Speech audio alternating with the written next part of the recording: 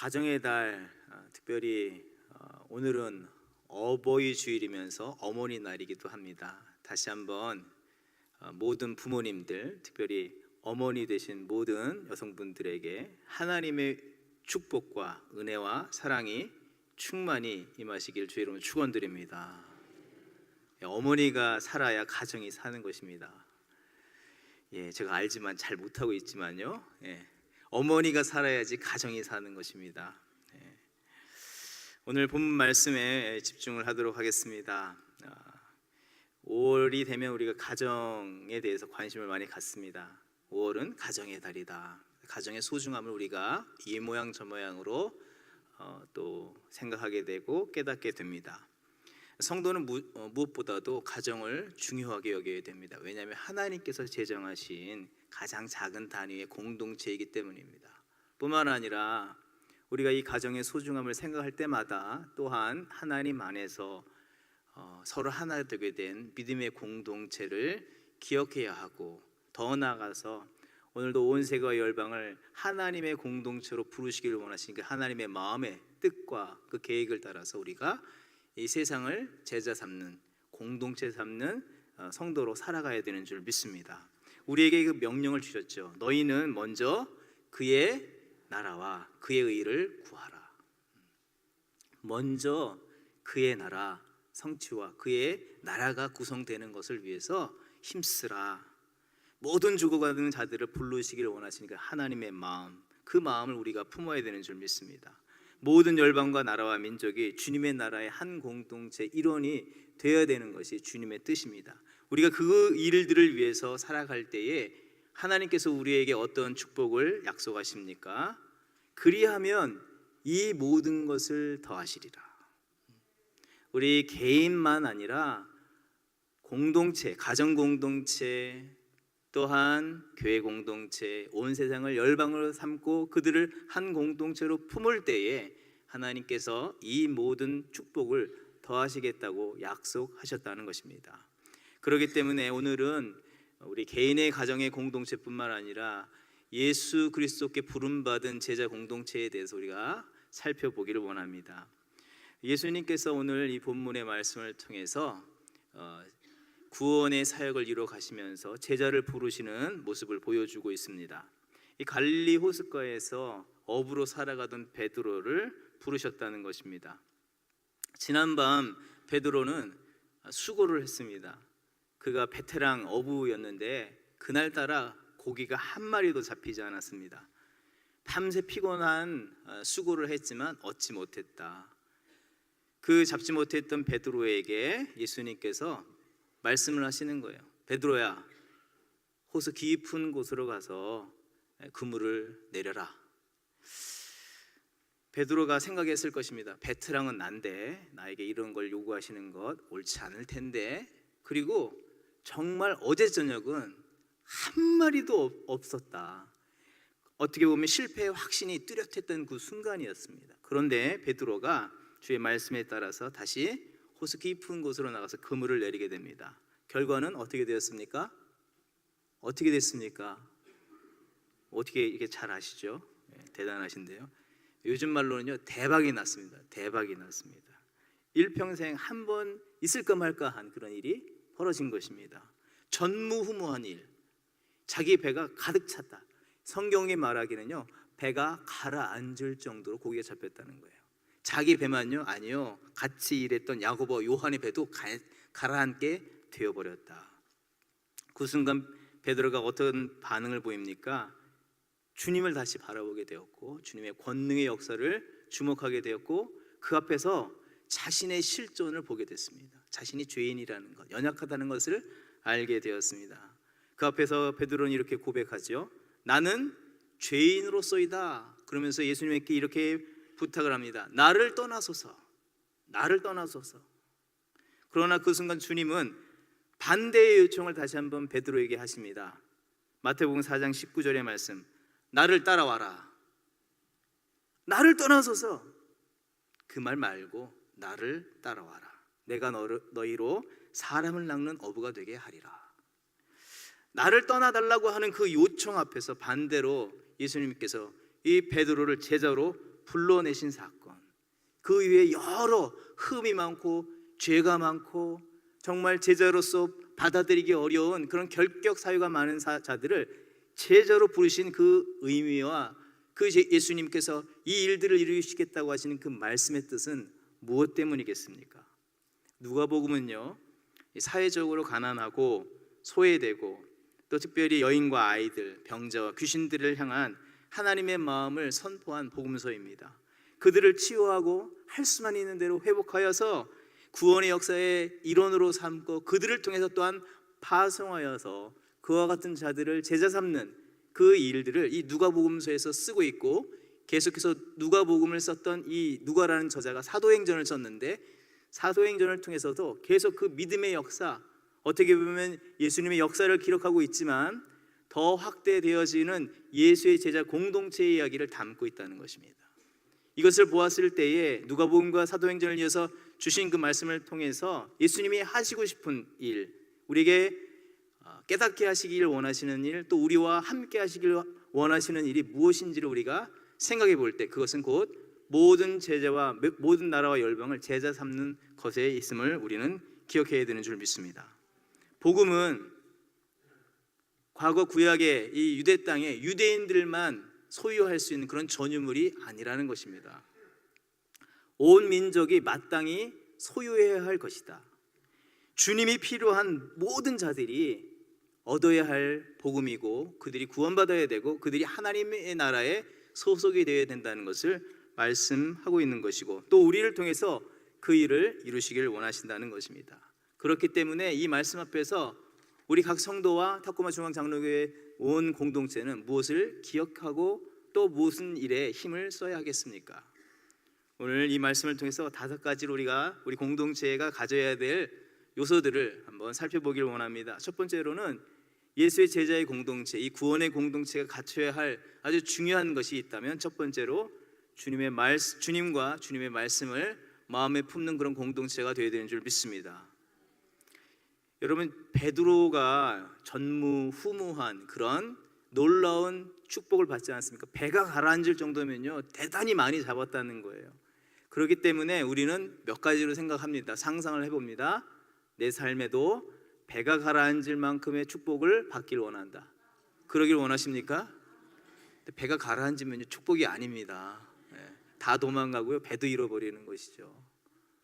그리고 또 한편 이렇게 생각합니다. 몇 마리나 잡았을까? 우리가 수에 빠르죠.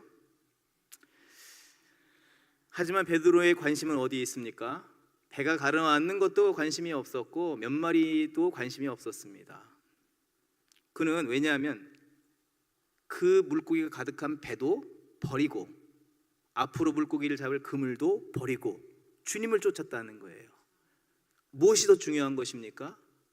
예수님이 중요하다는 것을 이 사건을 통해서, 성경을 통해서 우리에게 말씀하고 있다는 것입니다. 우리 인생에 있어서 주 없는 인생은요 아무런 것을 할 수도 없고 어떠한 목적도 뜻도 이뤄갈 수 없는 것임을 우리는 잊지 않아야 될 줄 믿습니다. 주의 주되심을 인정하며 살아가는 자, 주와 함께 동행하는 자, 그 자가 바로 복된 자이고 그런 삶이 곧 승리의 인생이라는 것을 성경은 말하고 있습니다. 또 하나님께서는 주의 주되심을 인정하고 주를 사랑하고 주와 동행하는 자들과 함께 하나님 나라를 이뤄가겠다고 말씀하시는 것이기에 주를 믿는 모든 자들은 주님과 동행하는 믿음의 삶을 가장 우선 힘써야 되는 줄 믿습니다. 우리의 삶 속에서도 모든 자리에서 승리가 일어나는 그 원리는 주의 주되심을 인정하는 것입니다. 매 순간 매 분초마다 주님을 바라보는 그 믿음의 시선이 있어야 되고 그런 믿음이 있어야 될 줄 믿습니다. 그런데 내가 주님을 인정합니다. 내가 주님의 백성입니다. 하지만 내 삶 속에서 부인할 수 없는 삶에 뒤떨어지고 깨어지는 혼미해지고 문제가 많아지는 일들을 경험할 때가 있지 않습니까? 내 가정에 하나님의 통치와 다스림을 받기를 원하고 우리의 자녀가 잘 되기를 원합니다. 그런데 어느 순간 보면 그렇지는 않아요. 그러면 주님의 능력이 손이 짧아서일까요? 아닙니다. 우리가 다시 한번 짚어봐야 돼요. 믿음의 기초 ABC를 점검해 봐야 된다는 것입니다. 입술로는 나는 주님의 종입니다, 주님이 나를 다스려 주시길 원하십니다 라고 얘기하지만 집에 돌아가서 나의 삶의 자리에서는 종이라고 자기는 얘기했지만 자기가 주인 행세하지 않습니까? 자기의 경험을 따라서, 지식을 따라서, 자기 어떤 감정을 따라서 이건 안 돼, 저건 저럴 수 없어, 자기가 주인 행세하지 않습니까? 믿음의 기초가 주님께 두지 않는 이런 삶이 어떻게 올바로 세워질 수 있겠습니까? 뒤틀어지고 균열이 나고 결국 무너질 일만 남아있는 것입니다. 또한 그런 가정과 그런 공동체 아래에 살아가는 자녀들은 어떤 마음으로 살까요? 두려움밖에 없는 거예요. 이거 언젠가 무너지지. 아이들은 두려워하는 것입니다. 참된 믿음의 하나님 나라의 공동체를 이루기 위해서 힘써야 되는 가장 기초는 하나님께 집중을 하고 그 주님께 믿음의 시선을 둔다는 것입니다. 베드로가요, 예수님이 명령을 했을 때 다시 그물을 어깨에 메고 나갔습니다. 왜 나갔을까요? 그저 한번 해보겠다는 심산으로 나간 것이 아닙니다. 그냥 잘 모르시는 것 같은데 내가 그냥 한번 따라주지 하고 간 게 아니라는 거예요. 계속해서 본문의 말씀을 보게 되면 하나님 말씀이 선포되어졌고 그 말씀이 선포되는 주변에 베드로가 그물을 깁고 있었고 그 말씀을 은연중에 듣다가 그 말씀이 그의 심령을 친 것입니다. 성령의 감동이 있었습니다. 그래서 그가 주님의 명령을 따라서 간 것이 아니라 성경은 이렇게 분명하게 쓰고 있습니다. 주의 말씀에 의지해서라고 쓰고 있습니다. 이 말씀은요, 같은 단어를 어디에서 썼냐면 예수님께서 시험 당하셨을 때, 사단의 시험 당하셨을 때에 사단을 이기셨을 때 썼던 단어하고 동일합니다. 마태복음 4장 4절의 말씀, 사람이 떡으로만 살 것이 아니요 하나님의 입으로 나오는 모든 말씀. 베드로가요, 그 말씀에 의지해서, 나의 감정으로는 도저히 이것을 수용할 수 없지만 말씀에 의지해서 나가겠습니다. 말씀에 의지해서 나갔더니 놀라운 이적이 나타났다는 것입니다. 하나님의 구원의 위대한 사역을 이루길 원하는 공동체가 가장 먼저 잊지 않고 기억해야 되는 것은 하나님의 말씀, 주의 주되심을 인정하는 그 믿음이라는 것을 우리는 잊지 않아야 될 줄 믿습니다. 두 번째로는 우리가 예수님의 제자 공동체는 하나님 나라에 대한 큰 그림을 그릴 줄 아는 자들이 되어야 된다는 것입니다. 하나님 나라를 꿈꾸는 자들이 되어야 한다는 것입니다. 예수님께서 베드로를 부르십니다. 베드로 한 사람을 부르셨지만 그 한 사람을 불러내시면서 예수님이 뜻하신 게 있어요. 그 사람의 한 사람의 만족을 위해서 불러내신 것이 아닙니다. 너 일평생 동안 이 어부 노릇하는 게 너무 힘들지? 야, 직업 좀 바꿔봐. 이거 너무 좋아. 그냥 와. 이렇게 얘기하신 게 아니라는 거예요. 마태복음 4장 19절의 말씀, 나를 따라와라. 내가 너희를 사람을 낚는 어부가 되게 하겠다. 무슨 의미입니까? 어떤 일을 감당하게 하시겠다는 것입니까? 하나님 나라의 일을 감당하게 하시겠다는 것입니다. 요즘 현대를 포스트 모더니즘 시대라고 부르죠. 그 내용은 무엇이냐면 사회 풍조가 개인 중심으로 변화하였다라는 것을 얘기하는 것입니다. 개인이 선과 악을 구분하고 자기의 감정에 따라서 자기가 좋은 것이 옳은 것이고 자기에게 마음에 불편한 것은 악한 것이다. 자기가 옳고 그름, 좋음과 나쁨을 다 결정하는 세대다. 이런 세대 속에 우리가 살고 있는데, 그렇기 때문에 우리가 믿음이 있노라 하지만 이런 문화 속에서 우리가 살기에 우리도 은연중에 믿음 생활 속에서도 어떻게 됩니까? 자기의 소견대로, 자기의 옳은 대로 행동할 때가 너무 많습니다. 그러나 어떤 세대이나 과거나 현재나 어떤 세대에 있든지 자기의 소견, 하나님의 나라, 하나님의 뜻대로 살지 않고 자기의 소견에 옳은 대로 행하였던 모든 세대는 결국 무너짐을 당할 수밖에 없다는 것이 성경이 보여주는 가장 중요한 메시지입니다. 종살이하던 이스라엘 백성들을 출애굽하게 하지 않습니까? 그들을 왜 출애굽하게 했습니까? 가나안 땅에 가서 하나님을 예배하는 예배 공동체, 하나님 나라 공동체를 세우라고 하는 것이 하나님의 뜻입니다. 그들을 통해서 열방이 주께로 돌아온 은혜 역사를 이루시겠다는 것이 하나님의 계획입니다.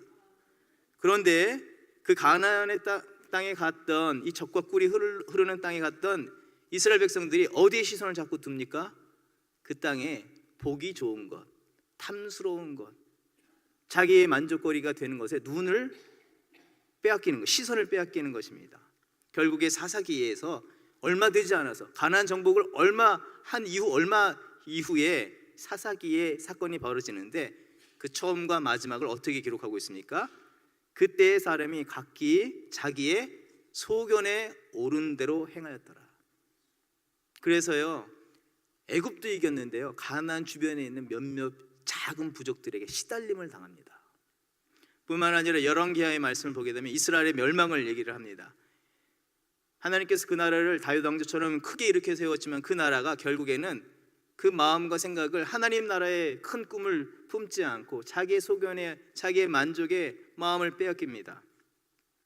교만하고 자기 자랑에 빠져 있고 악을 행합니다. 그래서 자기 사랑에 눈이 멉니다. 결국 이스라엘이 멸망할 때에 마지막 왕 시드기야가요, 눈이 뽑혀져 끌려가는 것입니다. 자기 사랑에 눈이 멀어버린 세대. 그러고 나서 이스라엘이란 나라의 간판이 내려진 것입니다. 사람 낚는 어부, 하나님 나라의 꿈을 이루는 그런 사람으로 우리를 불러 세우셨는데 우리가 누구인지 모르고 자기의 정체성을 모르고 살아간다는 것, 매우 위험한 것이고 하나님의 영광을 나타낼 수 없다는 것입니다. 베드로가 어떻게 되었습니까? 그도 사람 낚는 어부, 하나님 나라의 일을 위해서 부름받은 자였지만 점차 자기 사랑에 눈이 멀게 되었습니다. 조금 지나니까 예수님의 세력이 커지니까 어떻게 합니까?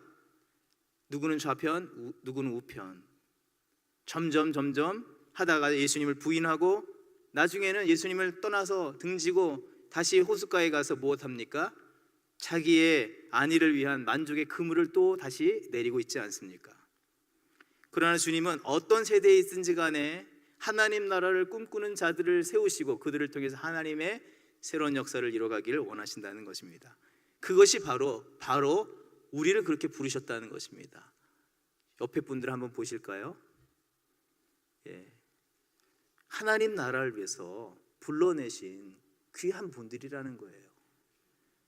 여러분, 어쩌다가 이 교회에 등록하셨어요? 어쩌다가 온 게 아니에요. 내가 타코마에 몇십 년 전에 왔는데 내가 진짜 그때 그 사람 만나 어쩌다 와서 내가 이 교회에 등록했다, 여기 왔다. 여러분의 계획이 아니라 하나님의 원대한 계획 속에서 여러분을 불러내시고 이 자리에 세우시고 앉히신 줄 믿으시기 바랍니다. 또한 하나님께서 여러분을 통해서, 여러분 아니고서는 할 수 없기에 여러분을 통해서 그 일들을 이뤄가기를 소원하시는 줄 믿으시기 바랍니다. 여러분이 그런 사람인 것을 우리는 기억해야 하는 줄 믿습니다.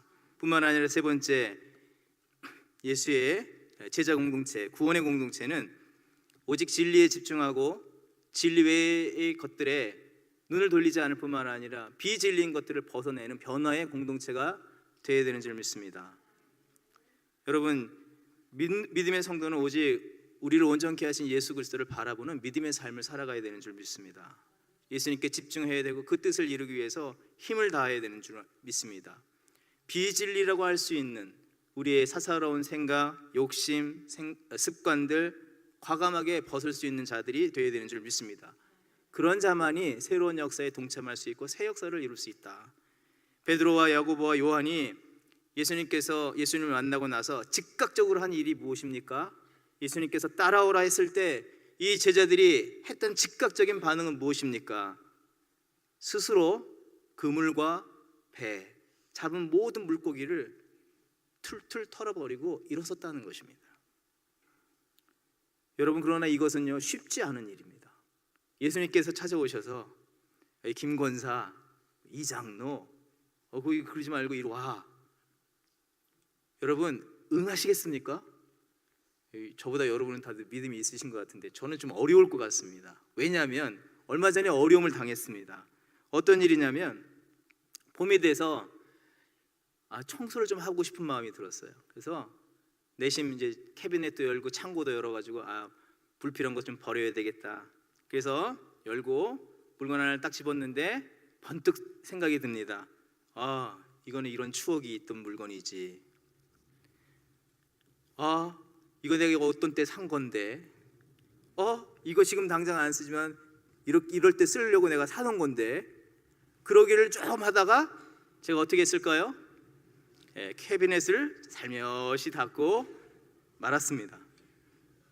사사로운 작은 물건에도 우리가 놓지 못하는 것이 우리의 모습인데, 주님의 나라를 위해서 우리가 모든 것을 다 내려놓는다? 쉬운 일은 아니라는 것입니다.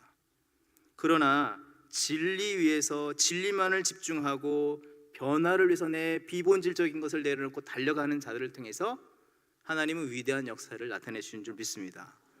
누가복음 10장의 말씀을 보게 되면 이젠 70인의 제자들을 파송을 하는데, 그들이 나가서 하나님 나라의 복음을 증거하고 병든 자들을 고치고 귀신 들린 자들을 내쫓고 하는 역사를 이룹니다. 예수님께서 그들을 파송하실 때 전대나 두보롯을 가지고 가지 마라, 그냥 그 사역에만 집중해라. 돌아와서 그들이 고백하는 것이 무엇입니까? 주의 이름이면 귀신도 굴복하더이다, 귀신도 떠나가더이다. 제자들이 모든 것을 다 내려놓고 주님께 집중하고 비본질적인 것들 다 내려놓고 겸손하게 집중하여 그 사역을 감당했더니, 주님 한 분만 집중했더니 귀신, 사탄의 권세도 땅에 떨어졌다는 것입니다. 미국 생활 잘하고 계십니까? 10여 년 전에 미국 왔는데요, 한국에서 경험하지 못한 경험을 하게 됩니다.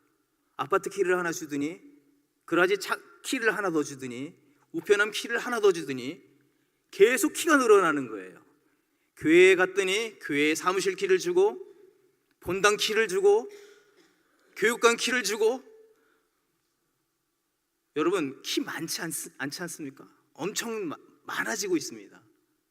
그런데 우리 인생의 마스터키 하나만 있으면 된다는 것입니다. 그 예수님 한 분만으로 모든 것이 만족되어야 되고, 예수님과 함께함으로 인해서 모든 문제들이 해결되어야 되고 주의 역사들이 일어나야 되는 줄 믿습니다. 비본질적인 것을 버리고 진리 대신 예수님을 더 붙잡는 저와 여러분이 되길 원합니다. 죄송합니다. 또한 네 번째로는 예수의 제자 공동체, 구원의 공동체는 사랑을 몸소 실천하는 공동체여야 되는 줄 믿습니다. 예수님의 공동체라고 얘기했을 때 가장 먼저 떠올려야 되는 그런 이미지, 단어는 무엇이겠습니까? 사랑입니다. 왜냐하면 우리는 하나님 형상으로 지음받았고, 그 하나님은 어떤 분이십니까? 요한 1서의 말씀을 따라서 하나님이 우리를 사랑하시는 그 사랑을 우리가 알고 믿었노니 하나님은 사랑이시라. 하나님 하면 사랑이 연상되시죠? 그러면 하나님의 제자의 공동체, 예수 그리스도의 제자의 공동체가 먼저 타코마 중앙장로교회 나는 어디 성도야 라고 떠올렸을 때 그 사람이 무엇으로 이미지가 떠올라야 된다고요? 사랑입니다. 근데 사랑은 행하기 전까지는 드러나지 않는 특성이 있습니다. 그렇기 때문에 제자 공동체는 사랑의 공동체가 되어야 되고, 이 사랑을 위해서 몸소 실천해야 되는 줄 믿습니다. 예수님께서 제자를 이제 불러내시고 즉각적으로 그들이 모든 것을 버리고 예수님을 쫓는 그런 상황 속에서 예수님이 바로 이어서 하신 일이 무엇이냐면 나병 환자를 만나셨다는 사실입니다. 이 사건을 통해서 예수님이 하시고자 하시는 말씀이 있습니다. 여러분, 제자를 불렀으면 얘네들을 훈련시키고 이렇게 해야 된다, 막 가르치고 이렇게 하면 안 된다라고 강의를 해야 되는데, 제자 훈련 강의를 해야 돼, 이런 상황이 돼야 되는데, 예수님은 그러지 않고 바로 나병 환자를 가서 치유하십니다. 접촉을 하면 부정해질 수밖에 없는 그런 사람을 즉각적으로 가셔서 만지셨다는 것입니다. 왜 그러하셨겠습니까? 부르심을 받은 자들은 그 사랑의 자리로 나아가서 즉각적으로 실천을 하라는 것입니다. 내가 너희를 사랑한 것 같이 너희도 서로 사랑해라. 내가 너희를 어떤 시간을 두지 않고 어떤 조건을 두지 않고 사랑으로 나갔던 것처럼 그렇게 사랑으로 실천하면서 나가야 된다. 그런데 우리는 어떻습니까? 예수님 사랑합니다, 예수님 사랑 감사합니다 하며 우리는 그 자리에 앉아 있으려고 합니다. 자기의 유익을 구하려고 하는 마음이 더 크다는 것입니다. 두 가지 예를 또 삶 속에서 경험한 것을 나누길 원하는데, 첫 번째는 제발 집에 설교할 때 집안 얘기하지 말라고 아내가 그렇게 신신당부하는데 어쩔 수 없습니다. 집에 가서 혼나더라도 두 딸이 있는데요, 아무래도 모든 분들이 다 공감하실 것입니다. 내리사랑이라고 하지 않습니까? 그래서 그냥 둘째는 사고도 많이 치는데 사랑스러워요. 그냥 더 사랑스럽게 느껴집니다. 그랬더니 요즘 첫째 딸이 이상한 행동을 보입니다. 심하게 어리광을 부리기 시작합니다. 아빠, 나도 민서처럼 안아줘, 업어줘, 아빠. 걔가요 10학년이에요. 그러더니 가만히 있지 않고 갑자기 그 큰 등치를 붕 날리더니 안아줘 하더니 폴딱 안기는 것입니다. 몇 번 그러는 거예요. 제가 드는 생각에 얼마나 사랑스러운가. 이 아이를 어렸을 때 안아줬던 그 느낌이 난다가 아니라, 이러다 내 무릎 나가고 허리 나간다, 이러다가 내 무릎 나가고 허리 나간다. 너무너무 요즘 그래서 너무 과한 것 같아서 제가 좀 이렇게 쳐다보면서, 야, 너는 10학년 됐고 다 큰 애가 동생처럼 그러면 되냐? 이렇게 했더니 아이가 참 반성을 할 줄 알았는데 그게 아니라 저에게 이렇게 질문합니다. 아빠는 나 안 사랑해? 아니야, 너 안 사랑하는 게 아니라 너 사랑하지. 분명히 사랑이 막 계속 이렇게 이야기가 되지만 어떤 사람은 사랑을 못 받는 듯한 느낌이 있다는 거예요. 왜 그럴까요? 그 아이의 문제가 아니라 제 균형 없는 내 만족적인 사랑이 상대에게 상처를 주고 있다. 내 유익 때문에 그런 것은 아닐까. 또 어떤 가정의 일입니다. 오늘처럼 어머니날을 앞두고 그 다음 날이 어머니날인데 그 전날 이 초등학생 자녀와 유치원 아이를 둔 이 가정이 아이들이 얘기했다. 엄마가 선물 주자고, 사주자고. 그래서 그래, 용돈을 니네들 갖고 나와라. 그래서 용돈으로 모아서 선물을 하자.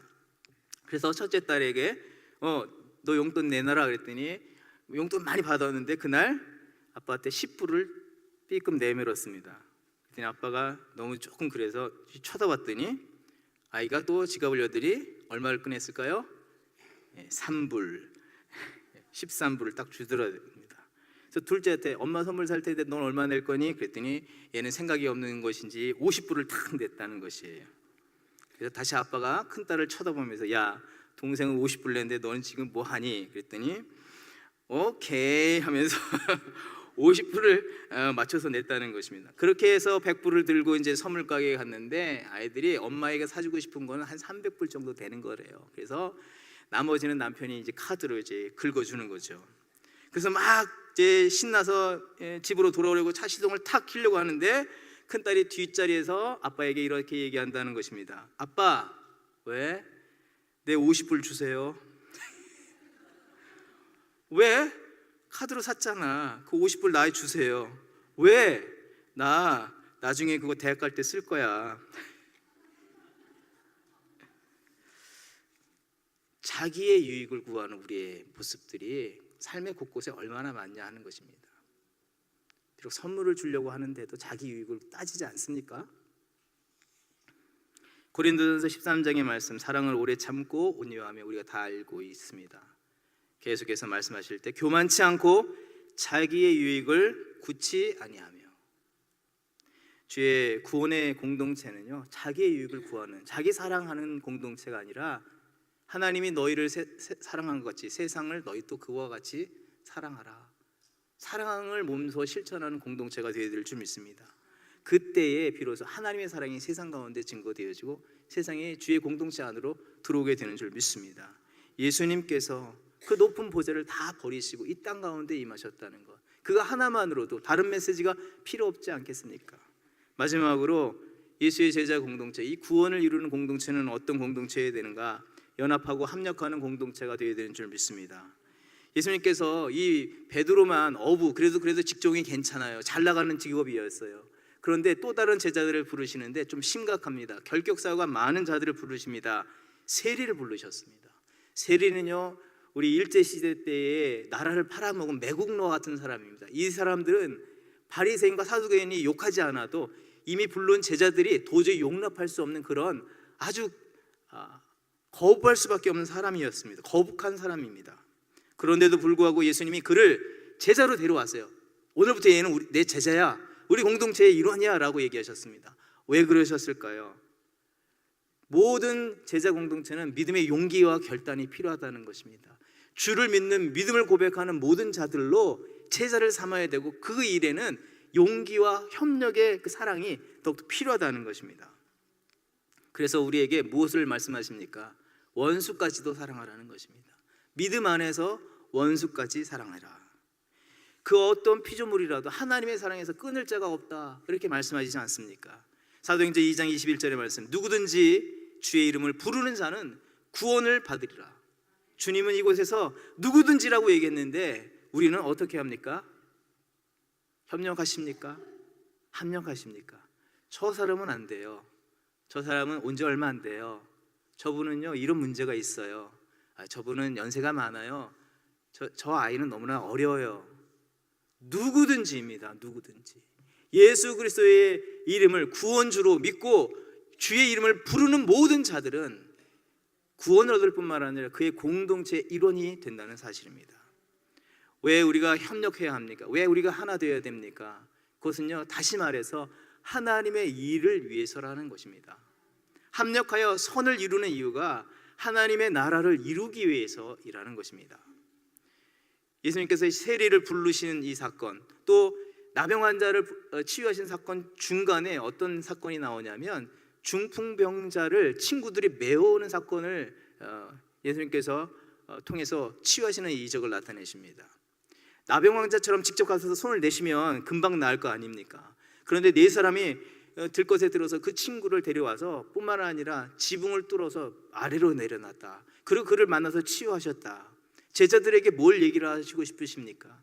합력하여 선을 이루는데 그렇게 합력하여 한 영혼을 구원해 내라는 메시지가 이 안에 깔려 있다는 것입니다. 주님의 사역도 그러합니다. 합력하여 선을 이루는 주님의 모습, 하나님 아버지의 구원의 그 뜻을 위해서 예수님이 순종으로 합력하셨다는 것입니다. 그와 같이 우리도 하나님 나라의 공동체를 이루기 위해서 합력을 해야 한다는 것입니다. 로마서 8장의 말씀, 그의 뜻대로 부르심을 입은 자들에게 모든 것이 합력하여 선을 이루느니라. 예수님께서 이 합력의 모습을 보여주시면서 우리도 태생적으로 그렇게 살아가야 할 존재로 지음을 받았다는 것을 또한 기억해야 되는 줄 믿습니다. 아담을 짓고 나서 누구를 붙여주십니까? 하와를 붙여주십니다. 그래서 어떻게 해요? 그를 돕는 배필로 삼아주셨습니다. 그래서 아담을 돕는 일이지만 아담과 함께 합력해서 무슨 일을 하기 위해서 돕는 자로 세우셨습니까? 하나님께서 창조하시고 다스리시길 원하셨던 그 만물을 주관하는 일을 아담에게 맡겼는데 그것을 같이 합력해서 돕는 자로서 그 일을 감당하라고 남자에게 여자를 붙여주시고 남편에게 아내를 붙여주신 일이라는 것입니다. 그리고 우리 서로를 그렇게 붙여주셨다는 것입니다. 말씀을 마치도록 하겠습니다. 주의 제자의 공동체가 가장 먼저 주님과 하나 되어지고 주의 뜻을 품는 자들이 되어야 될 줄 믿습니다. 비진리인 것, 비본질적인 것들에 눈을 돌리기보다 진리의 마음을 쓰고 주의 뜻을 위해서 헌신하는 저와 여러분이 되기를 원합니다. 그 헌신은 사랑으로 드러나야 될 줄 믿습니다. 그 사랑을 이루기 위해서 우리 홀로는 할 수 없어요. 그래서 합력하여 선을 이루는 저와 여러분이 되어야 될 줄 믿습니다. 어떤 공동체가 되어야 될지 다시 우리를 점검해보고 또 바른 길로 나가기 위한 하나의 글을 인용하면서 말씀을 마치도록 하겠습니다. 하이 패밀리라고 하는 크리스찬 상담 센터의 송규런 목사님의 글입니다. 제목은 나와 아내는 달라도 너무 다르다. 동감이 되십니까? 제목, 나와 아내는 달라도 너무 다르다. 나는 오른손잡이인데 아내는 왼손잡이다. 그래서 습관에 따라서 국그릇을 왼쪽에다 잘 갖다 놓는다. 별것 아닐 것 같은 그 차이가 신경을 건드린다. 거기다 나는 종달새형이다. 새벽 시간에 일어나 설친다. 늦잠을 자면 무조건 게으르다라고 여긴다. 그런데 내 아내는 올빼미형이다. 밤새 부엉부엉 하다가 새벽녘에 잠이 든다. 도대체 맞는 구석이 없다. 나는 미리 준비하는 스타일이다. 그러나 나와 달리 아내는 떠나야 할 시간에 화장한다고 정신이 없다. 다가가서 보면 참으로 가관이다. 화장품 뚜껑이라는 뚜껑은 다 열어놓고 나는 그게 참 안 참아진다. 나도 모르게 버럭 화를 낸다. 아니 이렇게 두고 외출했다가 집에 돌아오면 이 비싼 화장품 향 다 날아가고 뭐 때문에 비싼 돈 주고 화장품을 사? 차라리 맹물 찍어 바르지. 거기다 나는 약속 시간에 늦은 적이 거의 없다. 나중에는 견디다 못해 성경책까지 들이민다. 여보, 예수님이 부활만 하면 됐지 뭐 때문에 그 바쁜 와중에 세마포와 수건을 개켜놓고 나오겠어. 당신같이 정리정돈 못하는 사람에게 정리정돈이 얼마나 중요한지 말씀하고 싶으셨던 거야. 그게 부활의 첫 메시지야. 부활 믿어? 부활 믿냐고. 그렇게 아내를 다그치고 몰아세울 때 하늘의 음성이 들렸다. 이건 제 얘기가 아니라 글에 있는 내용을 그대로 표현하는 것이기 때문에 용서하시고 들으시기 바랍니다. 야, 이 자식아, 잘하는 네가 해라 이놈아. 안 되니까 붙여놓은 거 아니냐. 너무 큰 충격이었다. 생각의 전환. 그렇게 나 자신의 생각과 고집, 억지를 깨트리지 않으면 안 되었다. 사람들이 궁금해하는 게 있다. 나의 은사는 무엇일까? 하지만 뜻밖에도 너무 간단하게 은사를 알 수 있었다. 내 속에서 생겨나는 불평과 불만, 바로 그것이 나의 은사였다. 이를테면 내 아내는 종이 나부랭이가 나뒹굴어도 그것이 눈에 띄어지지 않는다. 그러니까 불편한 게 없다. 하지만 나는 금세 불편해진다. 화가 난다. 이 말은 내가 아내보다 정리정돈에 탁월한 은사가 있다는 것이다. 하나님이 이 은사를 주신 목적이 상대방의 마음을 박박 긁어놓고 마음에 상처를 입히는 무기로 사용하라는 데 있지 않고, 은사는 사랑하는 사람을 섬기라고 주신 선물이다. 바로 그때 내가 알게 된 사실이 있다. 내 아내한테는 뚜껑 여는 은사가 있고 나에게는 뚜껑 닫는 은사가 있다는 사실을. 그때부터 아내를 대하는 내 태도가 바뀌었다. 내가 화장한다고 앉아있으면 다가가서 묻는다. 여보, 이거 다 썼어? 그럼 뚜껑 닫아도 되지? 그럼 이거는 괜찮아? 이제는 내가 뚜껑을 다 닫아준다. 그런데 놀라운 일은 그렇게 야단칠 때는 전혀 꿈쩍도 않던 아내가 서서히 변해갔다는 것이다. 잘 닫는 정도가 아니라 얼마나 세게 잠갔던지 이제는 날더러 뚜껑 좀 열어달라고 한다. 아내의 변화가 아닌 나의 변화. 그렇게 철들어간다. 하나님은 우리의 공동체의 변화를 통해서, 나의 변화를 통해서, 내가 주님께 집중함으로 인해서 나를 새롭게 하실 뿐만 아니라 가정을 새롭게 하고 하나님 나라 공동체를 새롭게 하고 열방을 새롭게 해주실 줄 믿습니다. 그런 귀한 은혜가 저와 여러분의 삶 가운데 충만히 임하고 우리 타코마 중앙 장로교를 통해서 그 역사가 세상 가운데 흘러가길 원합니다. 이 믿음을 다음의 찬양으로 결단하며 고백하며 나가도록 하겠습니다.